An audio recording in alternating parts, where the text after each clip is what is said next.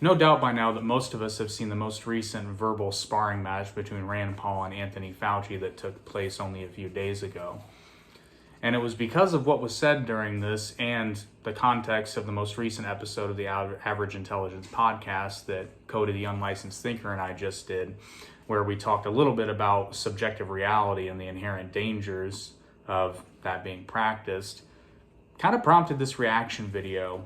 Because there were some problems. Now, those of us that lean more on the right, no doubt see Rand Paul standing up to the corrupt system that, as far as they can tell, led to the COVID-19 virus and the subsequent pandemic, whereas those of us that lean more to the left see Dr. Anthony Fauci as the victim of constant attacks by a party that, for whatever reason, just can't seem to accept the truth. I'm not going to give away what position I'm on because honestly I'm mixed, and that'll probably come through to a point in this video. But I did want to point out a couple of things. But in order to do that, we need some context. So the first being the definition of gain-of-function research. Now, there are some slightly varying definitions, but the most consensus and simplest definition that I've found, and this is shared by the National Institute of Health also, is essentially gain-of-function research is when, through either genetic means or various other means, you take a virus that exists in nature and have it gain functions that it didn't have beforehand. So basically, you are mutating a virus to do something that it normally hadn't been able to do up to this point. In this context, the research in question is taking a virus that occurs in animals and giving it properties through whatever means that makes it infectious towards humans. That is what specifically the type of gain-of-function research that Rand Paul was talking about. And to give some more sort of back-end information, I'm going to read an excerpt from The Lancet, which is a peer-reviewed scientific journal, and this was published in 2018. In the middle part of it, on December 19th, 2017, the U.S. National Institute of Health, which is the NIH, announced that they would resume funding gain-of-function experiments involving influenza, Middle East respiratory syndrome coronavirus, this is not COVID-19, and severe acute respiratory syndrome coronavirus. A moratorium had been placed since October 2014. At the time, the NIH had stated that the moratorium will be effective until a robust and broad deliberative process is completed that results in the adoption of a new U.S. government gain-of-function research policy. This process has now concluded. It was spearheaded by the National Science Advisory Board of Biosecurity and led to the development of a new framework for assessing funding decisions for research involving pathogens with enhanced pandemic potential. The release of the framework by the Department of Health and Human Services, of which NIH is a part, signaled the end of the funding pause. This is important. And then later on, they are talking about a virus that had been modified to allow airborne transmission from ferret to ferret, basically giving the virus that they're talking about here, gaining the function of airborne transmission. They worried that malign actors could replicate the work to deliberately cause an outbreak in human beings. After much debate, the studies were published full in 2012. The entire journal article is going back and talking about how the moratorium stretched back to 2011. HHS subsequently issued guidelines for funding decisions on experiments likely to result in highly pathogenic H5N1 viruses transmissible from mammal to mammal via respiratory droplets. Again, these are terms that we should be all too familiar with now. The guidelines were later expanded to include H7N9 viruses. In 2014, several breaches of protocol at U.S. government laboratories brought matters to a head. The news that dozens of workers at the Centers for Disease Control and Prevention might have been exposed to anthrax, that vials of smallpox virus had been left lying around in an NIH storeroom, and that the CDC had unwittingly sent out samples of ordinary influenza virus contaminated with H5N1, shook faith in the country's biosafety procedures. And that was basically the reason for the moratorium. Now, during the hearing, Rand Paul asserted that Dr. Fauci and the NIH knowingly and with intent funded the Wuhan Institute of Virology funding grant to fund gain-of-function research. Now, this is where what was said is very, very important. And you somewhat have to read between the lines here. So at first, Dr. Fauci vehemently denied, or I'm sorry, I'm getting ahead of myself. First, Dr. Fauci stated that it was not gain-of-function research that they were doing.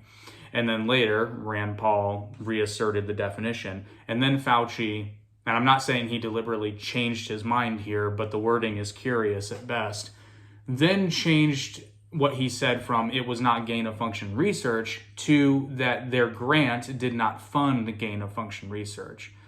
And giving him the benefit of the doubt, this is likely just a change of context in his own mind, because at first they were talking specifically about what was being funded, so he changed the verbiage, and that's giving him the benefit of the doubt.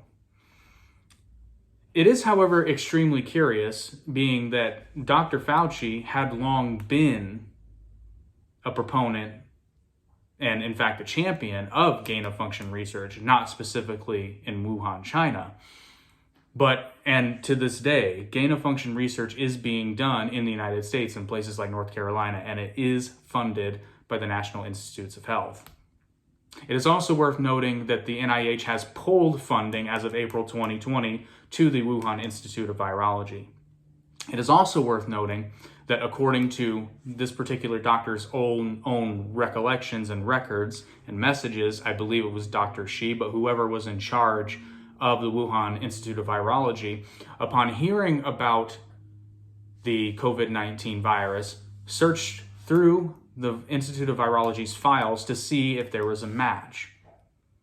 Fortunately for them, there did not appear to be one, which is likely where the belief that it came in nature that the virus originated in nature came from in the early days of the pandemic.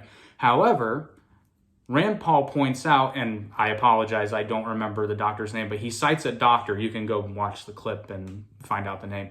He cites another doctor, a researcher of virology, who also does gain-of-function research. And one of the ways in which they had been able to do it, he dubbed the no-seum method, because instead of splicing the genes directly, they would pass certain viruses through different cellular membranes to help facilitate mutation. And he called it the no-seums method because, again, there would be no evidence of human tampering in these viruses. Now, I would also like to point out that several evolutionary biologists and microbiologists had looked at the COVID-19 virus, and several of them who, to my knowledge, Brett Weinstein being one of them, an evolutionary biologist, and there were others whose names escape me at the moment, but that's what Google is for. Many of them have said, and like I said, to my knowledge, they do not know or work with each other, that there were characteristics of the virus that could at least suggest that it was created in a laboratory. And I would also like to point out that at first the lab leak theory was entirely dismissed in the early days of the pandemic and basically used as a punching bag point to make fun of Trump. And now we are legitimately looking at it, finally.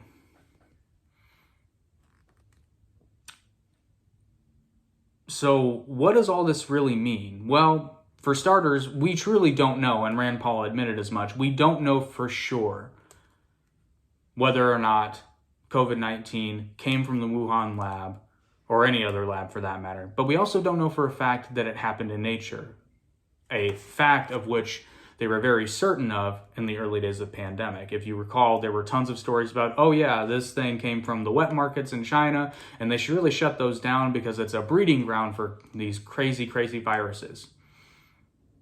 But if we read between the lines, one of the many reasons that gain-of-function research is done is to not only make a virus potentially infectious to humans, but also increase the infectious nature of a virus to make it more infectious. And COVID-19 had an incredibly high infection rate, astoundingly high.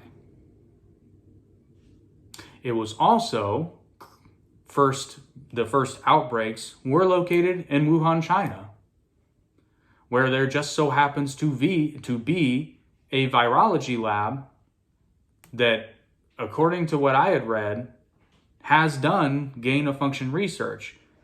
And whether or not it was directly funded by the NIH is kind of irrelevant at this point because, okay, let's say that the NIH grant specifically barred gain-of-function research, and according to Dr. Fauci, it did. Okay, so that money didn't go to gain-of-function research? That just means that the NIH isn't directly responsible. However, you could make the case that knowingly granting money to an organization doing this kind of research is sort of the same as giving them money to do this research, especially when the governing body of that organization conducts this type of research itself.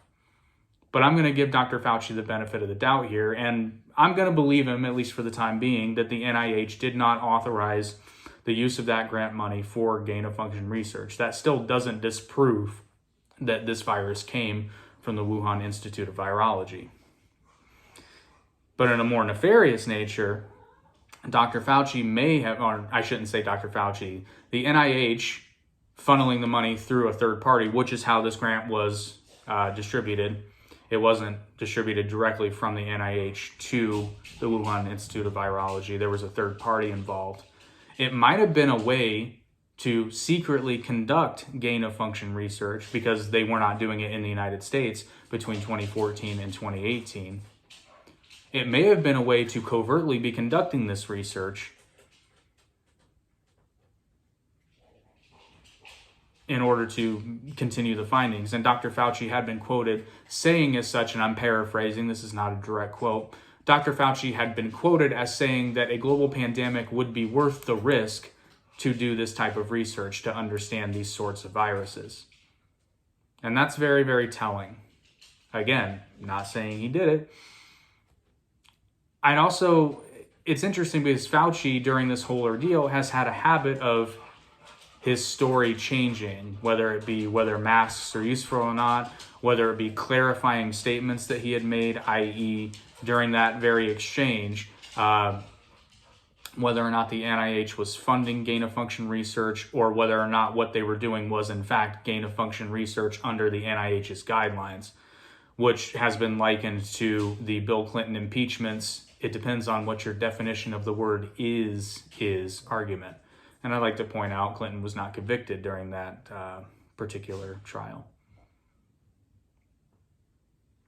Unfortunately, that didn't give us any answers. However, I would, again, like to point out what was said wasn't as important as what wasn't said. And Dr. Fauci does admit that investigation should take place, and I'm in full agreement. The problem is it's almost too late because any of that evidence is likely no longer there. The evidence to completely say with full assurance that this virus was created in a laboratory, specifically the Wuhan laboratory, which, by the way, had a horrendous safety record and had numerous accidents happen prior to the COVID-19 pandemic, and these are all documented.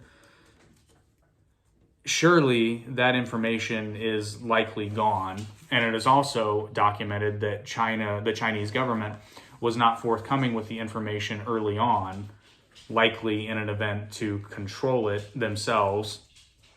And when that didn't work, finally they did release information, but that even calls into question the validity of the information that they released willingly. And this is not a dig on China. I would have the same opinion if this had happened in the United States or any other country for that matter. It just so happens that the virus originated in China. So I would definitely advise you to go back and watch the first and second exchanges between these two, because they've had a few. And I suppose in closing, I'd like to leave you, and a chance for me to put my inner nerd into this, I'd like to leave you with a quote from Star Trek Deep Space Nine. "My dear doctor, they're all true, especially the lies."